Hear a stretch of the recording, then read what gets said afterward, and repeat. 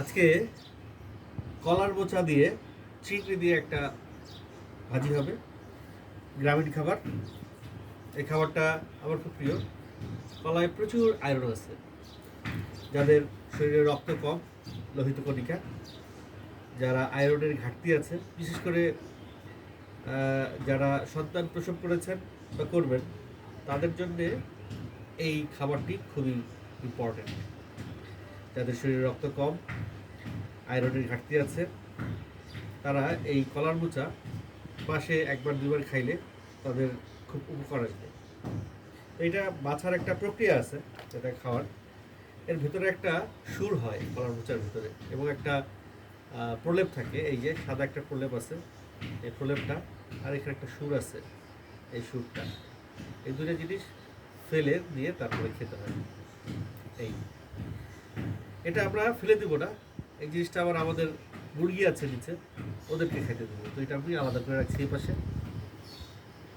আর এটা আমি আলাদা করে রাখছি এই পাশে।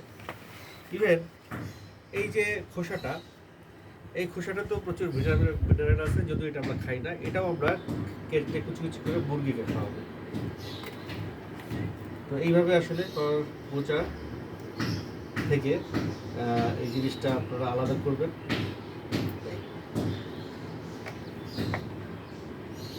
এটা একটু সময় সাপেক্ষ বিষয়, সময় নিয়ে এটা করতে হয়, কিন্তু যেই জিনিস খাইতে মজা, সেই জিনিস প্রসেস করতেও একটু কষ্ট বেশি।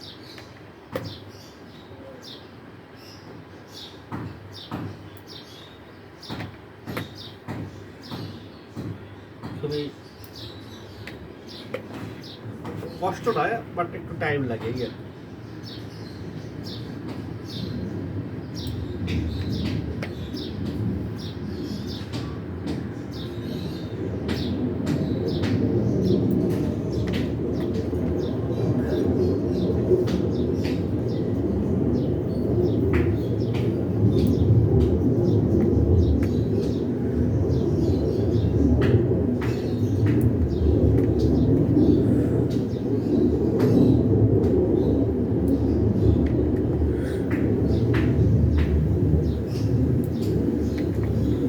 ধরে টান দিলেই কিন্তু খোসা সহ চলে আসে বাইরে, এই সামনের আবরণ সহ চলে আসে।